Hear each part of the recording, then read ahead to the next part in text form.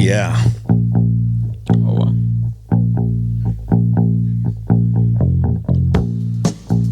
$956. Dad. El 956 Dad. Texas Dad. Texas 956. Lo que sea. Texas 956 Dad. Welcome to the show, man. What's up? Thank you for having me. Todo carnal. So, how did this Texas 956 Dad come about, bro? So in 2020, I got COVID. I was driving around in an ambulance, and I got COVID. I was part of the COVID unit, but they weren't giving us like sanitation. Like we had to Lysol our gowns down, our gloves. I had to take hand sanitizer from like dialysis centers and fill it up, tie it up, and that would be my sanitizer. So I got COVID. Y luego I saw an ad on Facebook for a guy if you wanted to be a Repo Man, and that's one thing I always wanted to do. So I started doing that. In October-ish, y luego by November, el camarada dijo, hey, we should start doing TikToks of the repos because people are running after us. We're getting kidnapped. Neta, here from Starr County all the way to Cameron County, the island, carnal, we're snatching up cars in the middle of the night. Okay. So it's an adventure. Y luego nosotros, me and my partner, he was a spotter. He would find them, and then I'd come in with the reca and take them from their yards. Yeah. So it was an adventure. It was a show. So we started doing I was Texas Repo Dad. Órale. So I was doing that, and I was doing, entertaining people, but it didn't really take off. It didn't go viral. It was entertaining people with your videos of what you were doing. It's starting off more with Facebook because hey guys, I'm starting a repo job. I'm starting a repo job, and they're like, okay, keep us tagged along. So then it went into TikTok, and they got to see the lives. They were part of the repos with me. Like, okay, guys, we're gonna go in there, and I would set up my phone. Awesome, yeah. Man, it was an adventure. Did it go on fire? Did it get on fire like the people? It did a little so good that the boss is the companies, the repo companies, the banks heard about it, and they got a hold of our people and told them if we didn't stop that they were going to lose their contracts. Well, what was the reason that they wanted to stop? But it's because the people were complaining that they're going viral of us taking their car in the middle of the night. They're coming out with their hair on. No shit. I tell people. No, but it's tough sometimes. Some people they go through some hard times and they can't pay. And when I started, it was during COVID times, right? When everyone was, dying. So we were literally picking up people from their mom just died, their cousin, they're still in the hospital. And they couldn't pay the car. But that car to my partner means $50. Yeah. So, I'm taking your car. Job's a job. That's my job. Yeah. So it was an adventure, and that's how it started. But I didn't get like viral until I did a TikTok of my wife. She walks into work. It's a little distance for her to walk. And Mijo, when he was smaller, he asked me, he's like, Dad, why do we always got to sit here and wait till mom walks all the way in? Why don't you trust my mom? I'm like, Mijo, it's not that I don't trust your mom. It's I don't trust other people. Yeah. It's our job as the man and the man of the family to always make sure our women are protected and safe. So I put that in a 30. I did the video of her walking in, and then I went home and spent maybe 2 hours trying to do a 32-second voiceover of what was happening. 2 hours for 32 seconds. Man, people don't understand what goes into these videos, bro. A lot of time and edit. Just the voiceovers got to match it. The poetry. And if you're the type of person that, man, you want it perfect, hijo de su cabrón. I got to do it in one take. I hate to break it up, so it has to be and in the way, so that story went viral. Okay. Of my wife going in and telling my son that story. And that's when I listened to the people that were saying, man, I wish I had a husband like that. I wish I had a dad like that. So that's when I realized they don't want to see the repo. They want dad content. I love being a dad. I love being a dad. So it was right. And I love talking. So it went from that to consejos. Yeah. And man, it blew up. I told a story about how I stole my wife, and I'm a great storyteller. I me gusta, platicar. Sí. So it went from that to this, and it's been great ever since. I just do dad content. I give my heart. Well, I actually found you through a TikTok, I think it was, because I did a comedy show at the island at the Radisson. And apparently you were there with Frank Guerra, I think, was it? Yeah, Frank. Frank. It's so awesome, bro. And so we met there, and, I'm always cordial with everybody. And if you're cool with me, I'm cool with you even more. You know what I mean? So, and then I see this video of you, talking about, me. And I was like, man, that's pretty damn cool, man. I appreciate that, And so I shared it on my Facebook. And because a lot of people, they think some people hate me, right? And, not only because they don't really know who I am and they just see what I do. And then sometimes I'll post something political or something like that or something. And, when you do stuff like that on social media, you're going to make some people mad and some people happy. And it's just what I look for is engagement, people to debate each other and, and learn from each other, And so when I saw that, I was like, man, that's pretty cool. I'm going to share it so people can, kind of see who the real person is that I am, And so when I saw that, and then you reached out that you wanted to be a comedian. And so you had never tried being a comedian before you reached out to me, or how did that come about, man? So I've always wanted to be a comedian. I've always been this guy. I'm the loudest guy in the room. I'm the funniest guy. I love being that guy. So the energy. Exactly. It's all about energy. So when TikTok happened, I realized I have a huge following. So how do I make money on it? I can't say I'm going to do TikToks live, but if I say I'm having a comedy show, well, I'm already funny. Let's tie it all in together. The storytelling, the jokes, and that's what I've been trying to get together, carnal. Like Bill Cosby said that the comedy is like the alphabet all scrambled up, and it's your job to put it all together and in order. See. And that's what it is. I'm going up there with what works, what doesn't. I'm learning my way, but I have a lot of enthusiasm. I want to learn. I'm trying to get better. I'm going to these open mics. I joined a contest up until I got kicked out.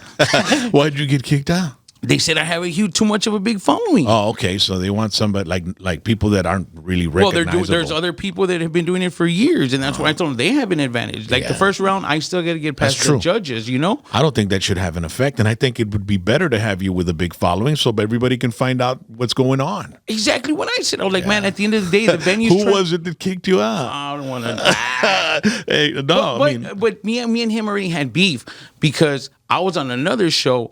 And it was a comedy workshop. So they're expecting Texas Dad and the guy that cries on TikTok. So I knew I had to go in there with these jokes. And man, I really went at it hard. Sí. Like over the top jokes, me la pasé. And at the end, when I was there, I told the guy, the host, I was like, hey, wait, that guy, he's the headliner here. Put me on before him. Let me see. A ver, yo soy chingón también. So I went up there, bro, and killed it. My people, I had the most people there. So as soon as the show and I went off, they practically went out with me and said, well, show. And he went up to the host. He's like, man, put me on, put someone else. I can't go up.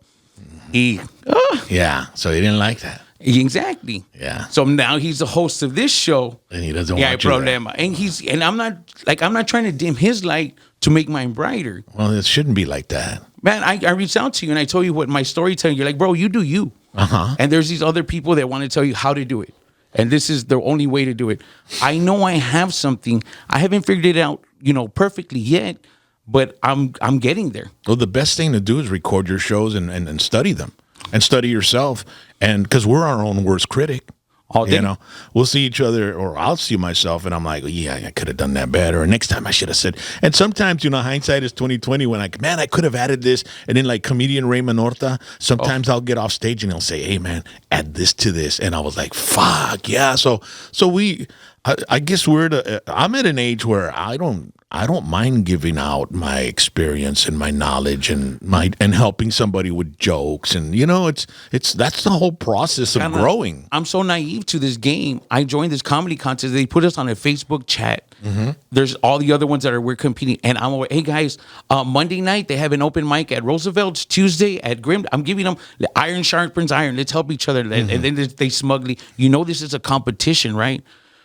That's some Mexican crap shit, bro. It's competitive, bro. Everybody wants to be number one, I get it, and so do I. I knew I was going to win that contest. I knew, I had my joke. I was working out, and I knew they were expecting TikTok Dad to go up with this, but I was going to kill him over here with the comedy.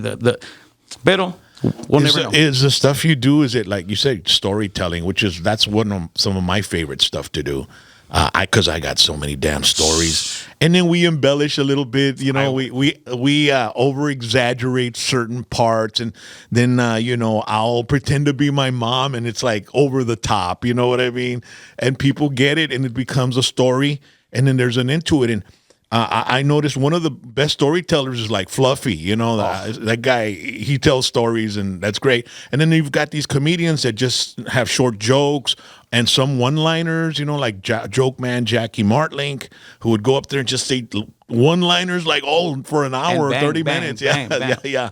So, but storytelling is something that I like, you know. And then, you know, so what kind of stories do you tell, bro? Just my life stories, carnal. Like I went to RGV Grown where I was. It was a 420 scene. So I told the time that my dad caught me smoking in the car. I'm a grown man with kids. Yeah. And I go inside and he drives up on me on a Friday night, and I'm with my wife and I have a baby inside. Tell me that story. Yeah, tell me that story, man. Hey, I worked in the ambulance. And tell it to me to make me laugh. Oh no, I can't tell. Like, see, that's the thing. I can't tell you a joke. Well, anyways. So that night, he pulls up on us, carnal. It was a Friday night. I'm with my young 20-year-old wife. I'm smoking a big blunt, you know, right there in the car. And she going, my daughter's asleep. We finally put her asleep, but it's our Friday night. Yeah. But my dad told me he's coming from Castroville, and he came in, and man, I smogged up the car, and I forgot that he pulled up. He pulls up on me, and I'm like, that's my dad. And my wife just gets out of the car. He saw el billow of smoke. Gosh. In Cheech and Chong. Bro. But again, she goes inside, and I go in after her. I'm like, hey, Dad. And he's like, hey, mijo. I'm like, Dad, chill. I'll be right there. And I go inside. I'm like, oh, shit. He's outside. Oh, my God. He's going to know. And I'm like, give me another shirt. Like, give me cologne. I'm like, I should take a bath. I'm paniqueado. And she's just laughing on the bed hysterically. I'm like, no, chill. Like not that, chill. So I go outside and proceed to go talk to my dad. Like, I got it together. I put a different shirt. I put on cologne. You know, now I'm okay. I looked at my But you're mirror. stoned as fuck, right? Not so bad, bro. And you're hoping, like, I hope he doesn't notice. Hey, I go outside and I have my dad there just giving me that look like, chingao, chingao, man. And I go up to my jefito and I tell him, hey, Dad, how you been? And he's a big, huge Dallas Cowboy fan. Orale. And he wearing back of his truck. And you're trying to act normal, right? Nacho, but he has a football from the Dallas Cowboy that's like impaled into the windshield halfway. And it's right there. And I was like, oh, badass. So I'm there telling him, like, mijito, what are you doing? You have your family inside. You're a new dad? This is how you're doing it? With your kid inside? And he just starts guilting me, carnal. And I'm like, I'm sorry, Dad. It's just that, you know, I work all week too. This is Mohamed Relajo. And I look and I see Dad, there's no manches. I'm like, there's a football in your windshield, Dad. And he just looks at me like, chinga. And he was shitting on me. And I told him, like, Dad, you got divorced because you drank. You had your vicio. Mm-hmm. You know, this is mine. You did yours. Let me do mine. And that was the time that my dad caught me smoking. Pero that night was, I got a lot of flack from it. Like, my dad always said, are you smoking? Now he's good with it. But it was a young 20 mistake, a young man mistake. You still smoke? Yeah. I'm not. Do you smoke before you go on stage? I have to, carnal. Yeah. The anxiety gets to me. Really? I've learned that when I go up there, so you're dependent on it. I'm not dependent on it. Well, I mean, if you needed to get on stage. Well, no. I go up on stage and it's fine, but I'm not like in my happy place. Yeah. Like, you know, like I have to be on my happy place, like relajado. So you're dependent on it. Okay. Have you ever tried doing it without it? Yeah. Because that happened to me, dude. For a long time, I'd be all fucked up. I'd have to be buzzed, you know, with alcohol, little cocaine, and get on stage, and I'd kill it. And then I had to go to rehab, and it got out of hand. So when I left rehab, I came back down, and you know, I refused to do any type of comedy, anything performance-wise on stage. Because I had never, it'd been 25 years, and I had never, ever performed without a buzz. And Raymond Horta calls me, and he tells me, hey, Rock, we're going to do a comedy show, man, at Cine El Rey, bro. You want to be on it? And I go, no, bro, no, like, I can't, bro. I just got to rehab, bro. I don't, okay. And I was, come on, man, help us out. You know what? Just host it. And, you know, do a little something at the beginning, and then just introduce each of us. Oh, man, I was like, I didn't want to do it, dude. So I said, you know what? Fuck it. I'll do it, man. I'll help you out. Because he was telling me, dale rock, dale, you know. So I went, and I was nervous as fuck, dude. And then I finally, it's time for me to go up on stage. I went up there, and I did amazing.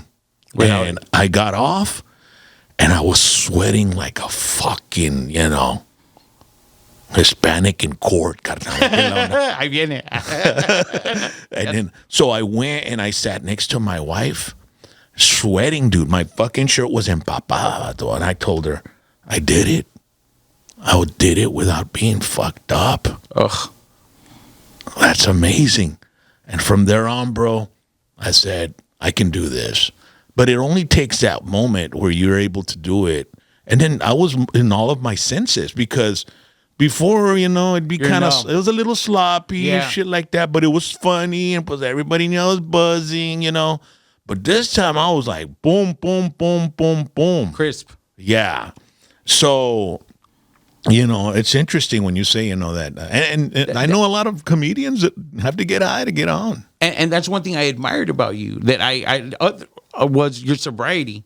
Like your journey with that and your openness with sobriety. Like that was an inspiration for me to get behind the camera and talk about it, because there's a lot of people that go through it, and when we see other people, real people going through it, it's like, okay, it's not just me, you know. It makes it, you know, it and that's one thing I liked about you. But it's being transparent, bro. You know what I mean? Everybody knew my shit because I was on the radio, and when I wouldn't show up to work in the mornings, you know, they were calling me out. My partner, Bonnie, God bless her soul, you know, she didn't know what to do with me, dude. They were at wit's end, and she would go on the radio and say, hey, if anybody's seen Rock, he's lost. He's out in a crack house and all that shit. She would say that. Yeah, I mean, he's on cocaine, and you know, and they were doing that to see if I'd snap, you know, and get the fuck out of that business, you know. And so, would you ever do that? Like, how far would you go towards your friend's sobriety? Like, how far would you take? I wouldn't go there because I'm one of them. You know what I'm saying? And she wasn't. The people that aren't like us, bro, don't understand us. They don't understand us, and they don't know. They're bewildered. And that's what that book says, the AA book. It says people are just bewildered. Our loved ones are bewildered at how we can't stop doing this shit. Exactly. And they don't know what to do, so they go to the extremes to see who will fucking snap. So for a long time, I was mad at Bonnie, dude. I was mad at her, and I was pissed off. And then I finally came to the realization, you know what? I'm the one that made her do that. It wasn't her. Exactly. You know? Like my behaviors caused that shit. There's no reason my jefita should be there, because I should have not been there. And it's hard for me to, you know, accept responsibility. Accountability. Like, tú la cagaste, güey. Por eso pasó. Es un pinche hater. You know, el pinche cap era un hater. You know, me metió el bote. One of the coldest things, kind of like I struggled, and I got my family together. I los junté todos at Shoguns with Chris. Have you ever been to Shoguns? Love Shoguns, right? Yeah. Where they cook the man, food I got all my family together. I was like, I can't get rid of this. I need help. And man, get rid of what? Like my I was taking Xanax, bro. Okay. Xanax, and I had gotten real like comfortable taking Xanax, bro. So I got my family together, and I was like, man, I literally have a problem. Y'all don't even know what's going on. It's an opioid, bro. Bro, it's because it's a happy. That's why I smoke. I've gone from like having that where I felt, sloppy. I don't like being sloppy. Yeah. You know, when I saw that, I was like, but it ties you up. Yeah. But now where I'm at, I'm able to talk to other people that are caught up. Like Bonnie, that's her way of, you know, shaming you to get you to quit. But I can talk to other people that have been there. Because we have been. We're the same, yeah. Exactly. It's horrible for me to tell you that I got my family together and told them, hey, I got this problem. I need your help. And my brother tells me, he's like, Hernan, at the end of the day, you're not lying to anybody. You're just lying to yourself. Yeah. And, you know, everything that everybody that loved me and that was near me, that loves me, right, and was near me and were worried about me, that were going through the extremes to make me change, none of that had anything to do with me changing. You know what I mean? It was just me that I said, you know what? I've had enough, man. You got to hate yourself. It's it. That's what I tell I can't people. do this anymore. You know? Like moms reach out to me. I'm Texas dad, and they'll reach out to me for advice. And I tell them, I was like, their kids are hooked or their husbands are ganchaos.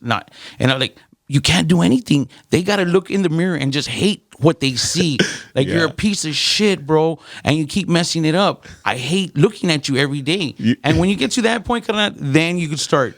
You know what I get? Because I've been getting, ever since I've been 17 years in June that I've been clean, and I've get a lot of people reach out to me, right?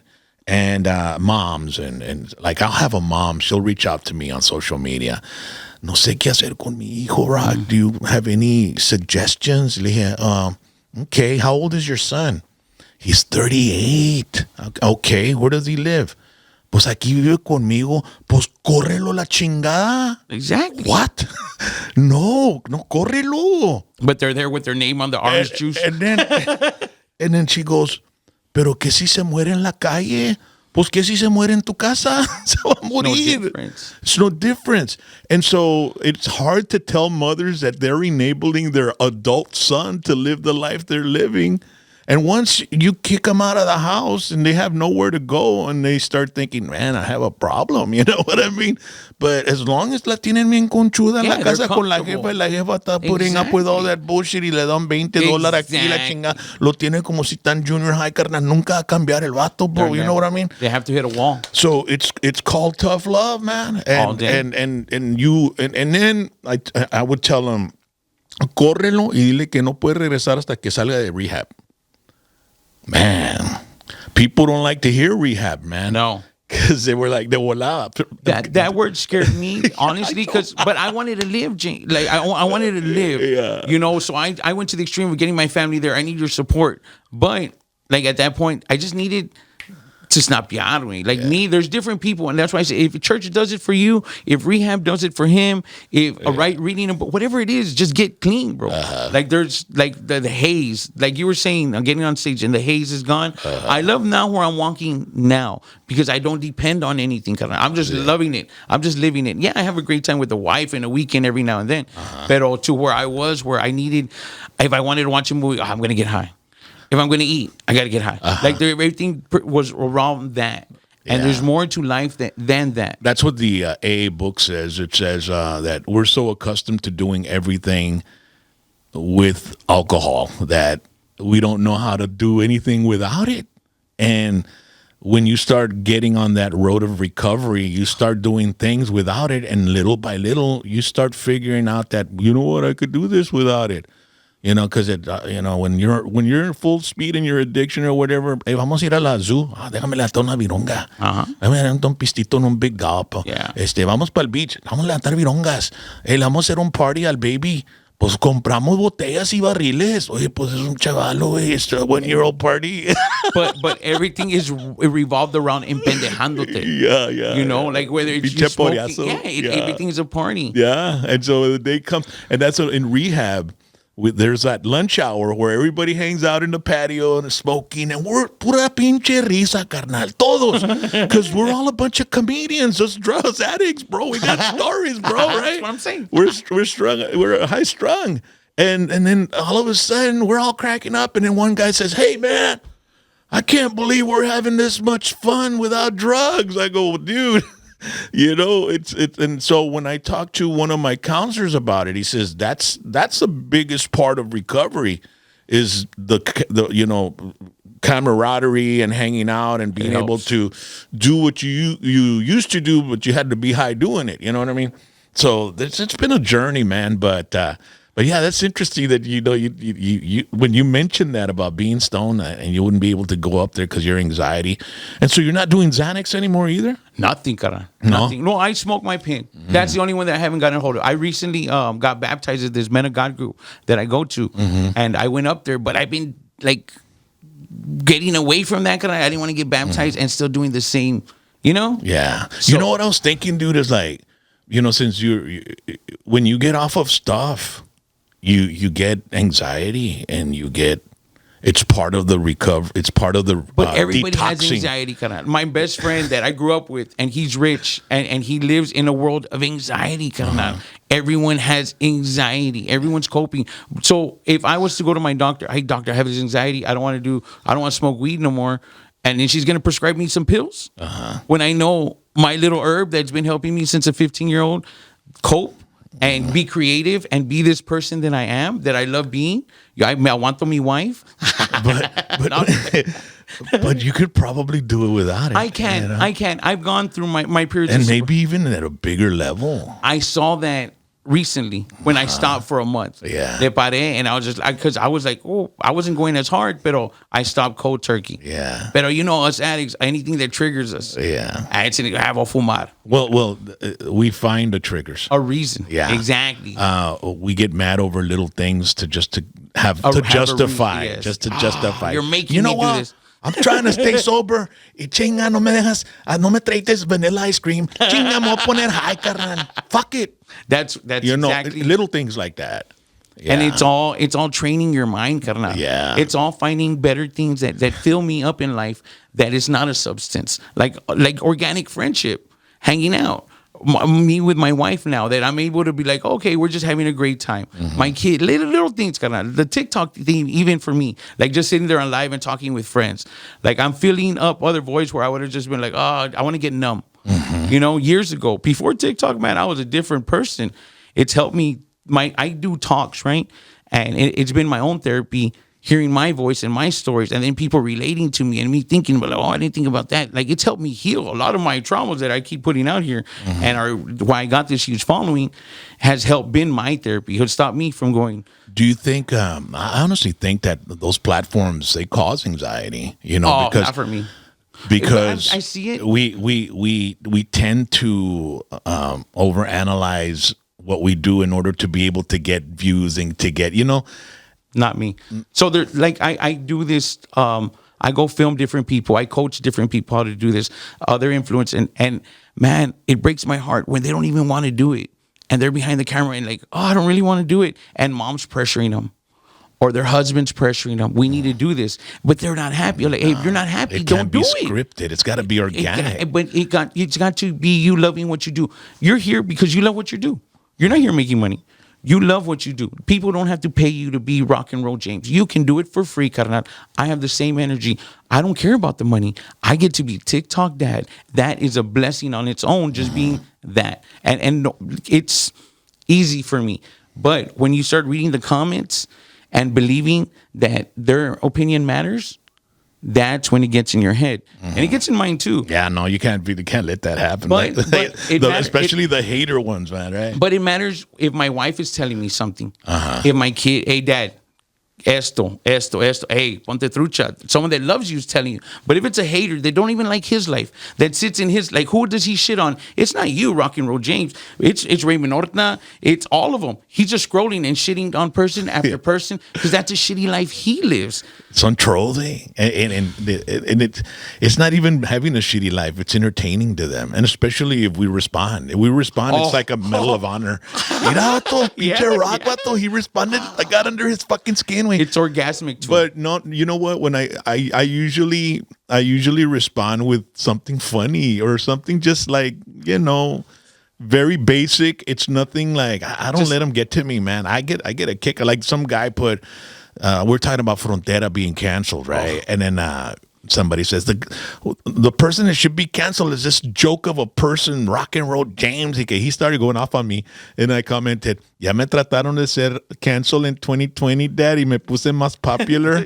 you're not gonna do nothing. And he was like, Well, they don't understand. Like, their comment is picking up our algorithm. You're just helping my shit. Like, you're helping me get more popular. Don't say that, because then they're not gonna be. You know what I mean? But you know what? They can't help themselves anyway. They have to do it because it's it's stuff that that.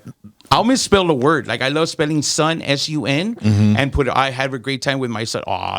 They all come to spell check me, bro. Or spell your back wrong. Yeah. And you'll have like 40 comments on that alone. Like, ya me los chingue. No, a mí no me chingan ese pedo. I mean, because I'm very conscientious. Like I'll edit my freaking ChatGPT for me. I don't like to fucking like. I'll read it back. Chinga. I put an O instead of an I. Pinche gordo, lo que sea. So I had to fix it, man. I'm just like that, man. Pinche OCD. Yo creo I'm real big on ChatGPT. I'll just tell them, hey, I'm advertising a law firm. Give me the most trending hashtags and something, a great about the Terino law firm, whatever. Sí. And ChatGPT does it with all the spelling and hashtag. And then you just doctor it up a little bit to make it organic. When it's mine. But like if it's like something real from the heart, but if these commercials, the advertisement, how do you, a roof? Yeah. Like, it's easy, man. Oh, it gives me the script. Back in the day when I started radio, bro, you had to fucking do reel-to-reel splicing, all that kind of shit. Do you make money with TikTok, bro? I mean, I would imagine you do, no? So I got monetized in July last year when they started this creator fund, and that's when they started paying. Like, that's when I saw thousands of dollars, and it's been going good. But the advertising pays me good, too. So I go around charging businesses to advertise them for the month. 2 videos and a live per week. Yeah. So those, I have my 7 of those. That keeps you consistent. That keeps me from having a real job. Swinging a hammer. yeah. Como el Bronco 956, bro. I had him on the guest on my podcast. He's a real guy. I like the guy. Yeah. I like the guy. But I told him, I was like, sir, what's the first job you had with Clima? Never. I was like, well, right. So right now that he's Bronco 956, he loves it. Wouldn't you? Like, instead of pushing the wheelbarrow? Bro, I mean, I made a song with a guy, the cumbia. And I told him, hey, Bronco, I've always supported him because even though, and some people hate him because of his relationships and his drama with his wife or his girlfriends and all that. Bro, I don't get mad over that shit. That's just life, bro. Those women don't get mad over the relationship. I think they want to be carried in like an Aztec princess, like Bronco carries his, the BB into the bedroom. Like, can you imagine that big... When I interviewed him here, bro, I was putting clips on my Facebook. I started getting messages from people like just me too calling me ugly words, dude, for having him on, dude. It's like I was like, I don't respond to them, To be honest, that's why I never posted the podcast, because as soon as I had him on and I put clips, man, everyone came for like too much hate. Like I brought like all that, and I don't care. I don't care. Let him hate. It don't matter to me, bro. I mean. Dude's never done shit to me, bro. He's a good guy to me, bro. He's corazón, man. Like how he talks about. Pero la raza nomás quieren ver jalando en un construction site bajo el sol y la chingada, chingándose la espalda, güey. Es todo. The story of the Mexican crabs, bro. I know. And then they talk that it's racist, y que it's our own people, dude. You know what I mean? Exactly. He's living his best life. Déjalo. El caballito over there dancing. I know. That guy sleeps all day. He'll go to sleep early just to wake up. For another day to get to the pulga day that he gets to dance and be the guy. Yeah. For the moment that it's the pulga hour, they're the guy, man. Bro. And it's you, they get walking as the guy, me, the guy. Like, it's amazing. People are like, oh, let me take a picture and all. But then when the music stops and you got to go back to the room, gotta wait to the pulga again and get that same feeling. Yeah. Let them have their fun, bro. Yeah, dude. I like sit down on the couch and watch the pulga dancers all for the whole 35, 45 minute video. I don't care. They're having a great time. They're loving, like, I get the ones that are the cloud chasing and the high heels and te pasas, but yeah. Whatever. The dudes with the high heels. What the fuck is that? And I went one time. I was like, y'all want to be viral? And I went filming them with them, and I was dancing with him, and I was just real. And I was like, why are the high heels? He's like, es lo que es mi estilo. I guess. And then there's a lady that dances with a baby doll, and she's like that. And then there's another guy that's there, and he's just like doing this, and then he'll look like that to the side, like if he's looking at somebody, but he ain't looking at nobody, and then he just goes back again like bro. And that's my point, that those people already won because we're talking about it. It doesn't matter what you say, good or bad. They're in your mouth. People meet me all the time, like, Bronco, do you know that he cheated on Bibi and Torrecito? And they are like, man, as much as you hate him, you can't stop talking about him. And those people are for real, bro. I'd rather be hanging out at a party with them than with a party a bunch of stuffy, tie and boy que la chingada, and showing that they're more than what they are. Fuck that shit, bro. I want to be with real people. Bike rallies, pulgas, all that shit, bro. Exactly, raza. Yeah. Raza. Yeah. That's why I reached out to you, man, because I knew you were real. Like, I know you're the commercial guy, and we breezed by the story of how I actually got a hold of you the first time was because my little niece, my step-niece, my step-brother's stepdaughter, her dad died at a young age, and we're hanging out one day, and she comes to me because she didn't really have a close relationship with my stepbrother, and she came to me and she started telling me about the relationship with her dad. He was a big rock star. He living the life fast. But he died very young. And all she remembered was when she was growing up, that he would wake him up every morning, and put him on the bed and turn on a music video. And she said that she could remember the song and just little clips. And all she remembered was a red car and then like another little item. And that's it. So we're there Googling like crazy, trying to find, music video with a red car. And she gave me other details. I forget the other details she told me. But I went ahead and looked for it. I couldn't find it. And I reached out to you, a man that gets paid for his time. Mm-hmm. And I knew there was no chance that Rock and Roll James was going to answer me a question about a music video for my little niece. But bro, you answered. And you were right on the spot. And when I played it for Mija, look what Rock, look. And her eyes, bro. Yeah. That makes this worth it. You know what I mean? Yeah. Like you got accolades kind of, but for a little girl that doesn't have her dad to see Rock and Roll James, like, and gets to have that and heart. And I told her, he thought, that's awesome that he just reached out. Yeah, now I respond to everybody that I try, like, more on Facebook than Instagram, because Instagram, no, bro. And then a lot of people send me just reels, to see, and I don't get to see all of them. I ain't got that kind of time. I wish I did. I don't even text long because I'm not going to read it. Yeah. So, but I do, like, if I see there's like wording, I'll read it, because if sometimes they're asking me questions or they're asking me or trying to tell me about a certain artist or something and recommending people to my show and stuff like that.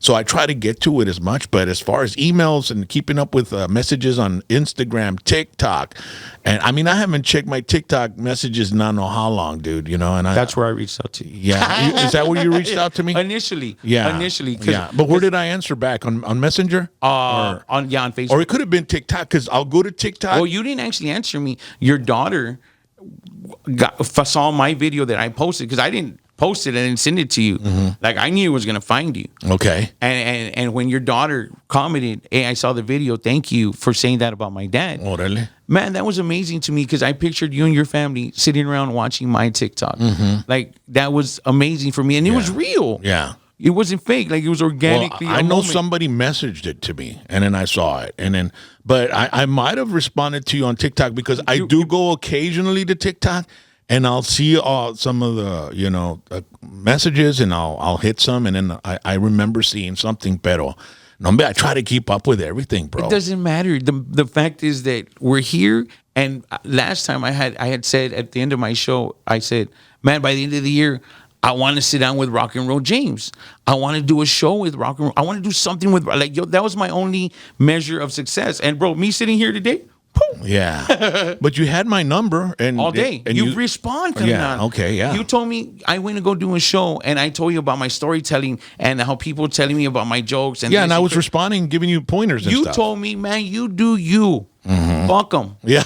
Fuck them. Yeah. You do you. Yeah. And see, that's the thing. Like, my comedy, it's funny to me. It's my art. Everybody has their art. Uh-huh. People tell storytelling. People tell one-liners. Whatever they tell, that's your art. It's your painting. You perfect your art. Let me paint my picture. Yeah. I'm not there. Apenas estoy acá, pero I'm on my way. Why do you got to shit on my painting?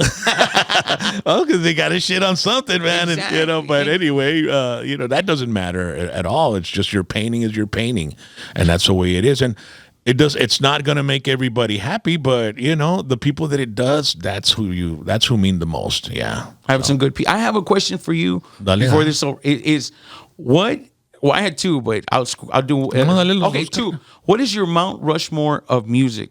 Like, your four that go up there? The four? The four groups. It's got to be Led Zeppelin, number one, dude. That's the soundtrack of my youth. The Led Zeppelin, Physical Graffiti. The whole album is great. The Scorpions, también. And then Little, does it have to be rock or just any? No, okay. Mount Rushmore. Little Joe. The King of the Brown Sound. Maz as well. La Mafia. You already had four. Yeah. So, but as far, and AC/DC is good too, but Van Halen's another one. As far as the top 10, you'd have those bands in there, but But for sure, number one is Led Zeppelin. Led Zeppelin 1, 2, 3, 4, all of them. And that's all I grew up. Presence, that album that really nobody knows, that has Achilles' Last Stand on it. But Physical Graffiti is the one that I can listen to over and over again. Houses of the Holy is another good album. Coda is okay. That was after they died. The drummer died. But Led Zeppelin's definitely, that's my band, man. So what song gets played as you get lowered? Rock and Roll James. Yeah, your last song. You're getting lowered. Your funeral. What's the last song you want played? I'll play it for you, man. Let me see here. It's a song from David Allan Coe. Oh, yeah, and it's a pretty damn. There it is, right? Let's see if you can. Will you remember me?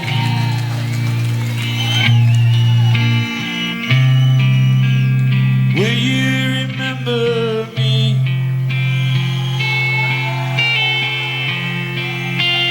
That's what I'm talking about. When my life runs out, will you remember me? I was the guy that could drink you under the table. better believe it. I was the last one standing when the whiskey was gone. Everybody'd pass out and wake up, and I'm still going. I was always ready, willing, and able. What a party. You know I did it right when it comes to doing wrong. I had more tattoos, I could drink more booze. I made my living with a guitar and a gun.